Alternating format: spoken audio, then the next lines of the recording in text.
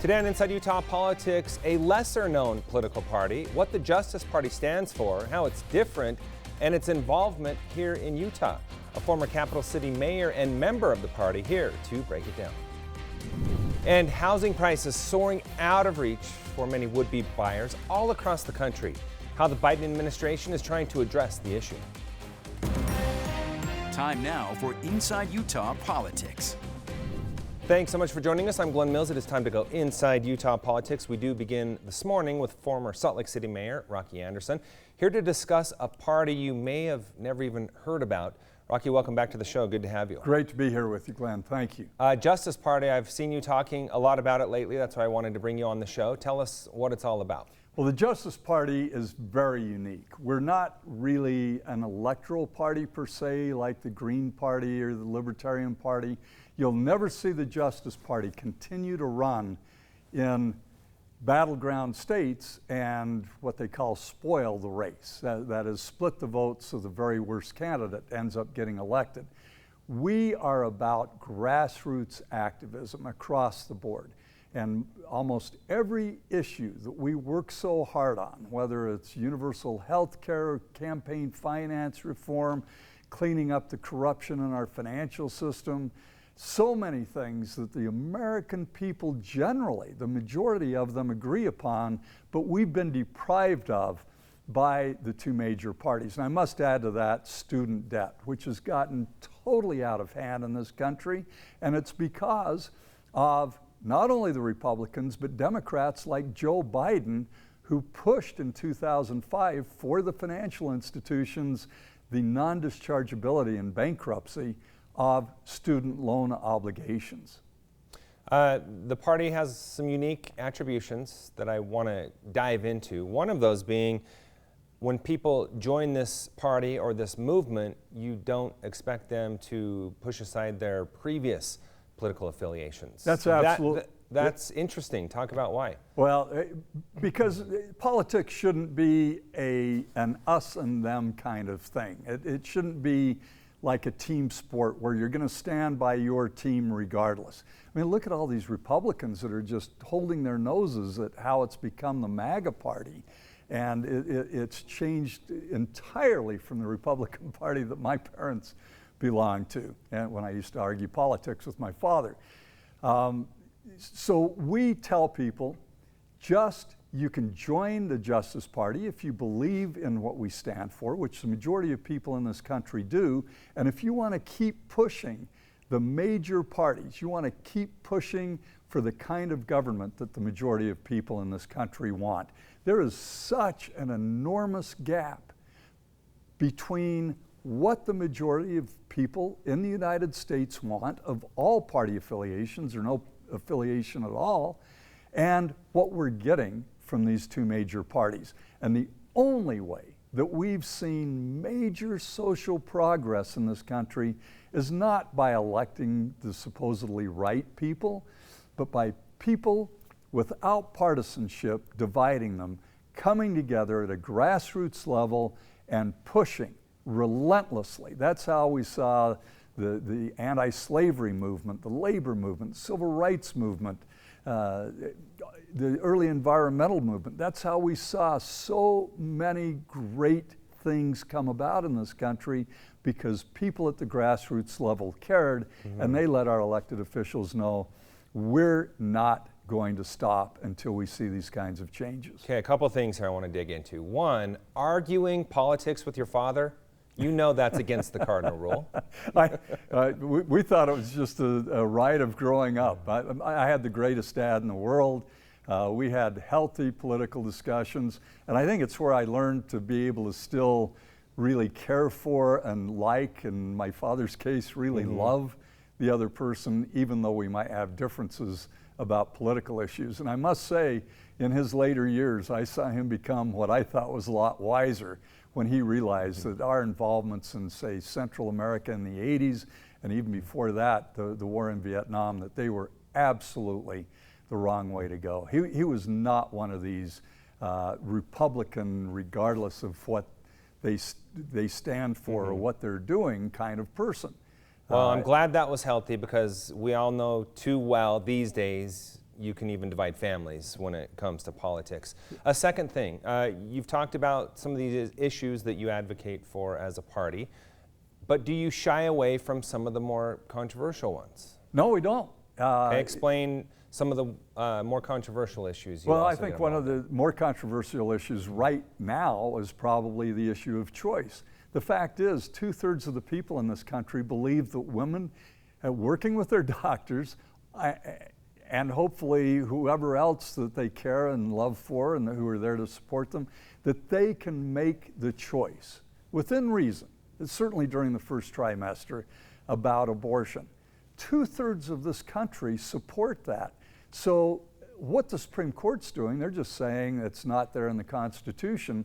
Now it's time for all of us at the grassroots level, regardless of political affiliations or no affiliation at all, that we come together and we push for the right kinds of legislative changes. That brings up a really good point, because then when you start to talk about it that way, you know, it is the way it is right now with the Supreme Court.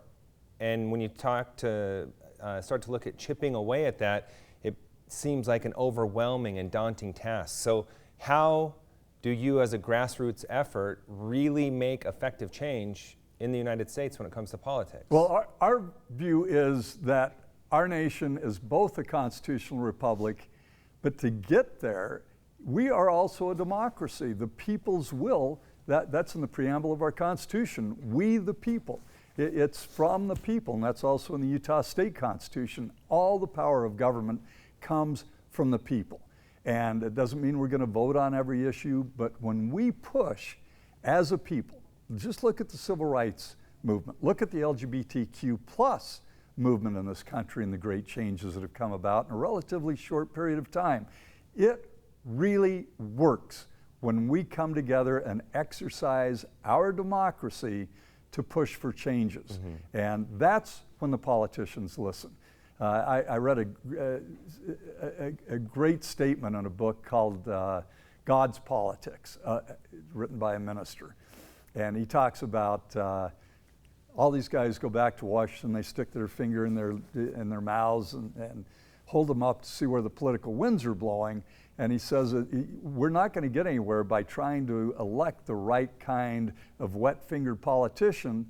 We together need to be the wind. We need to be determining where those political winds are blowing, so they will have to eventually relent to what the people want. And it's especially important when we see the enormously corrupting influence of money in our system.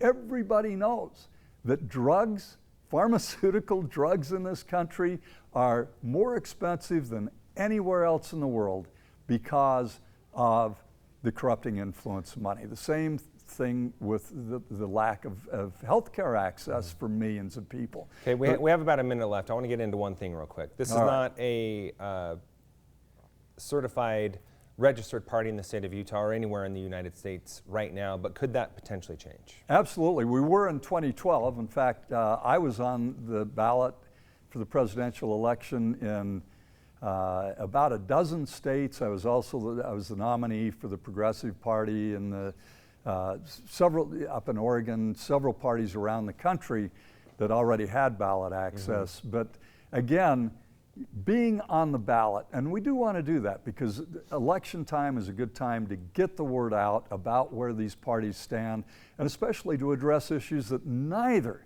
of the major parties will address. I mean, think about it. Both major parties are feeding at the same trough of corrupting money and are not talking about campaign finance reform. Okay, real quick, Rocky, we've run out of time. I wish we had more, but if someone listening is interested in learning more, what should they do? Please take a look at, it's real easy to remember, www.justiceparty.us. You can be a member of the Justice Party and still stay a member of any other party. You will not be supporting a third party that's going to spoil races, and it doesn't cost you anything, although we can certainly use some financial help because all of this does take money. I'm doing it on a full-time basis as a volunteer without any pay at all. And there are costs getting the word out on social media, and we've got one paid staff person. So All right. we welcome everybody to this grassroots movement for democratic changes in our government. All right, appreciate your time. Thanks so much for being here. Thank you, Glenn. Still to come, President Biden again calling for a ban on assault rifles following that mass shooting in New York. Our panel weighs in on that a little later. But first, an out-of-this-world hearing in our nation's capital, decades in the making. Why some are saying UFOs pose a threat to national security. That's after the break.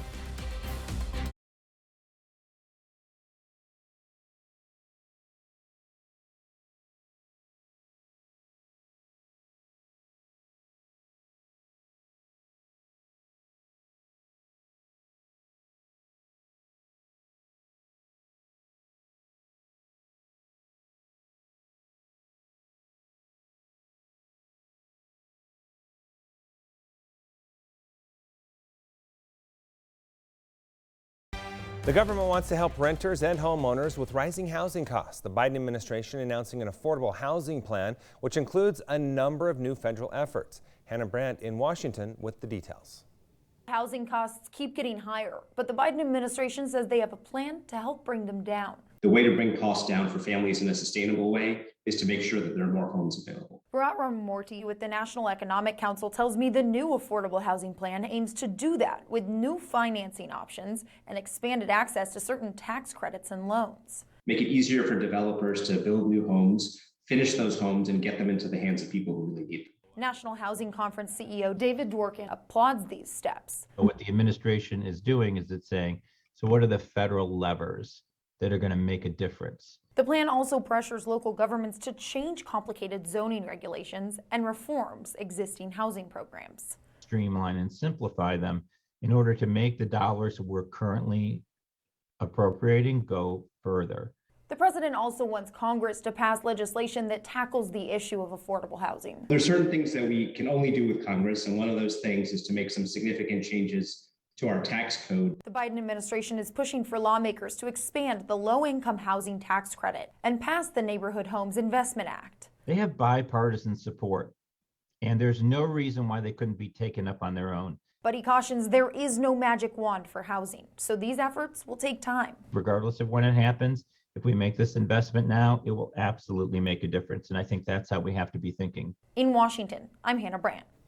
On Capitol Hill, lawmakers holding a hearing on unidentified flying objects. Defense officials telling lawmakers they have some 400 reports from military personnel of UFOs. Washington correspondent Alexander Limon reports. In the first hearing of its kind in 50 years, defense officials confirmed sightings of unidentified flying objects, or as the military calls them, UAPs. But we have detected no emanations within the UAP task force that would suggest it's anything non-terrestrial. Officials said there have been no collisions between U.S. aircraft and the objects, but there have been 11 near misses. And have we attempted to communicate with those objects? No. We don't even put out a alert saying, identify yourself. Some of the objects, like the triangles in this video, were later classified as drones. But defense officials said there are sightings they still can't explain. The Defense Department says it is taking reports seriously and that it continues to expand its office that's gathering and analyzing reports of UFOs. It's not about finding alien spacecraft, but about delivering dominant intelligence. Some lawmakers said the sightings could be evidence of secret U.S. or foreign technology. But California Congressman Adam Schiff was unsure. There is something there, measurable by multiple instruments, and yet it seems to move in directions that are inconsistent with what we know of physics or science. We're all going against the wind. The wind's 120 knots from the west. After the public hearing, a classified version of the hearing on UFOs continued behind closed doors. In Washington, Alexandra Limon. The military is encouraging service members to report sightings, and some branches have already established procedures for reporting and tracking UFO data. Coming up, the Buffalo Massacre renewing calls to ban assault rifles. Our panel weighs in after the break.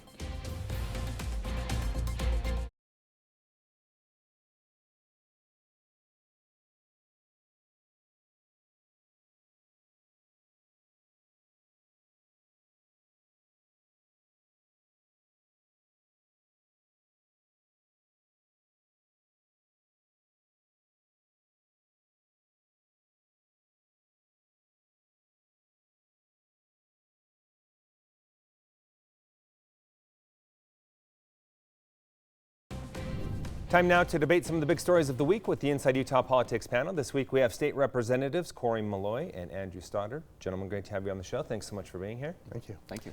Let's start off with the massacre we saw play out in Buffalo, New York. We saw the president come out once again calling for an assault on, a ban on assault weapons, I should say. Knowing it's going to be an uphill battle, he says, but he's determined to get it done. Andrew, let's start with you. Your thoughts on the president's call?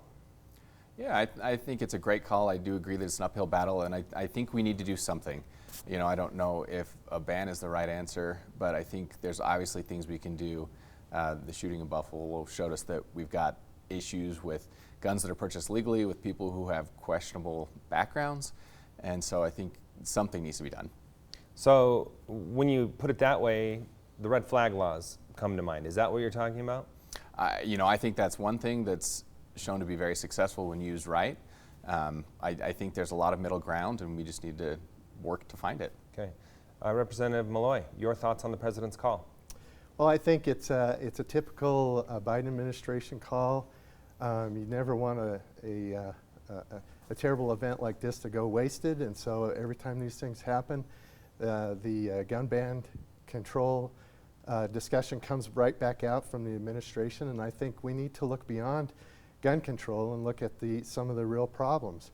You know, I think we should look at some of the things that have happened in Buffalo. We have Aaron Salter, who had a gun legally, who gave his life to try and save the lives of other people, including himself. So, you know, we can talk about gun control all we want, and we can talk about the Second Amendment all we want, and I don't think the two are ever going to come together real closely, but we can always look at what we can do to stop this violence. This kind of violence is unacceptable. It truly is unacceptable, and we need to realize that when bad people do bad things like this, that we can't, it's not acceptable. And if anybody thinks that gun owners and people who support the Second Amendment approve of these kinds of things, they're absolutely wrong.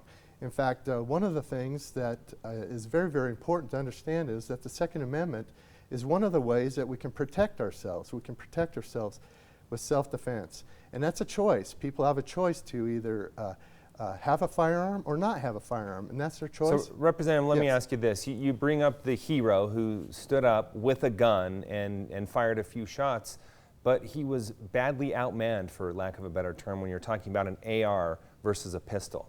So along the lines of an assault rifle, do you see any steps that need to be taken? Well, an assault rifle is a rifle, and there's lots of different kinds of rifles. There's lots of different kinds of calibers. Nobody ever talks about a mini Ruger that shoots the same round as an AR-15. And so, you know, there's just a lot of different things that need to be factored in and thought about. You know, I have two AR-15s. They've never hurt anybody. I take them out and target shoot them.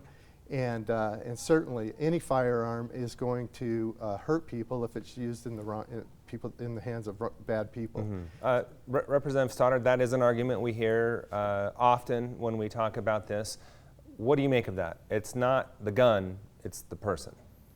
You know, I think there's a little bit of both on that. I think that, you know, this is an issue where people generally retreat to their sides, and I don't think that's a good way to handle it.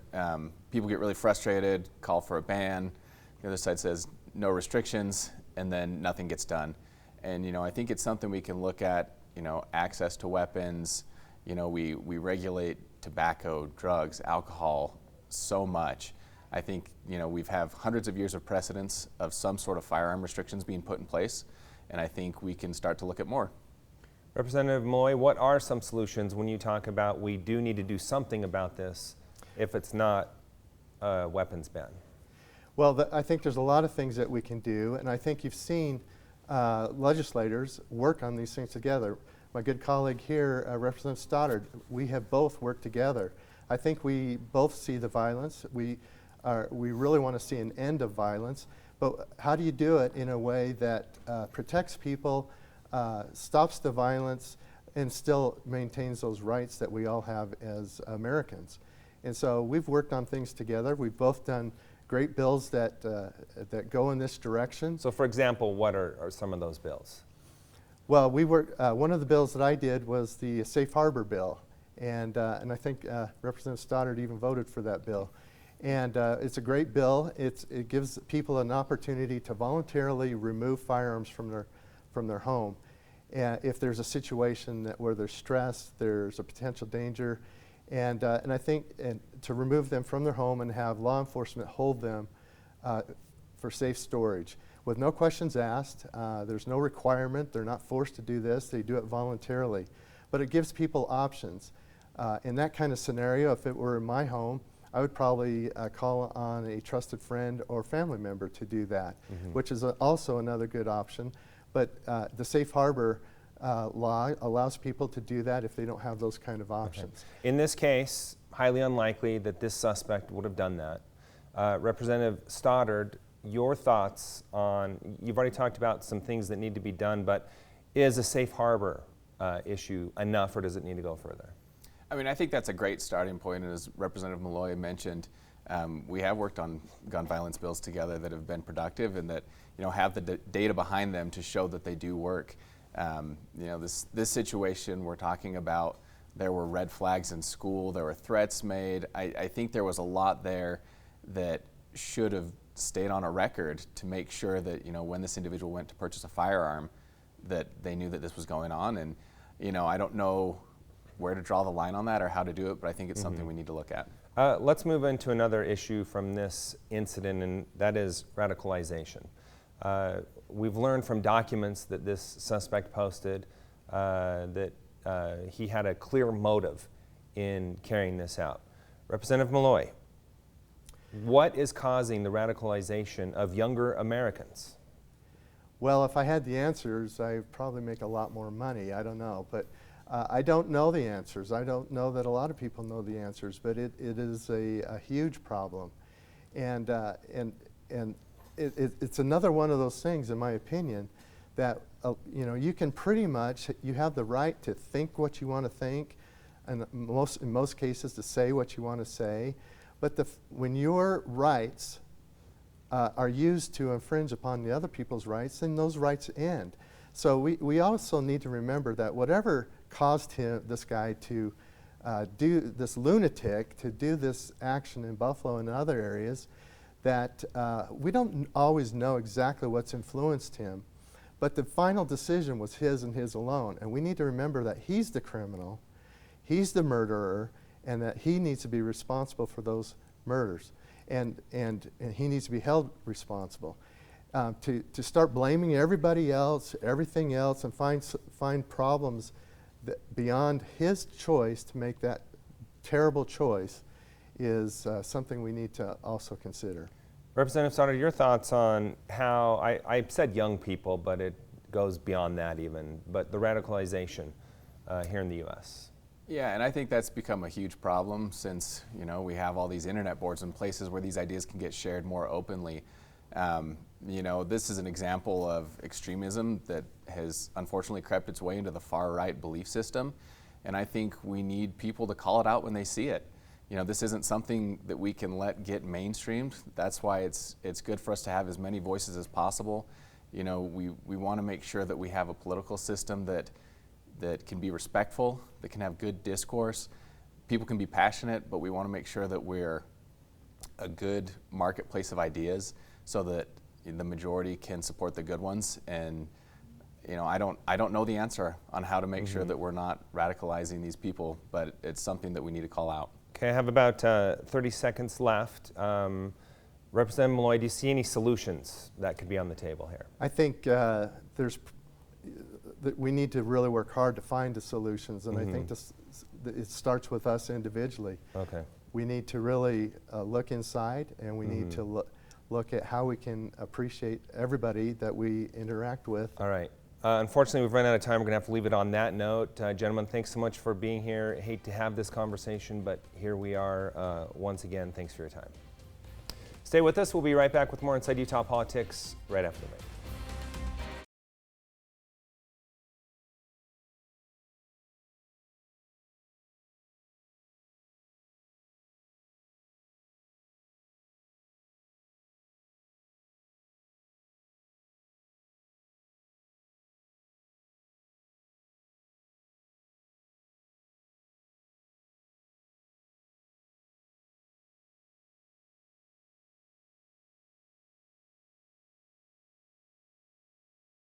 We leave you now to look at what's on the radar in the world of politics. The primary election is coming up next month. Mail-in ballots will start to go out the week of June 7th, and Election Day is Tuesday, June 28th. Make sure to connect with me. I'd like to know what you think of this show and other issues important to you. You can email me at InsideUtahPolitics@abc4.com. You can also follow me on Twitter, Facebook, and Instagram. Thanks so much for making us part of your Sunday morning. We hope to see you again next week as we go inside Utah politics.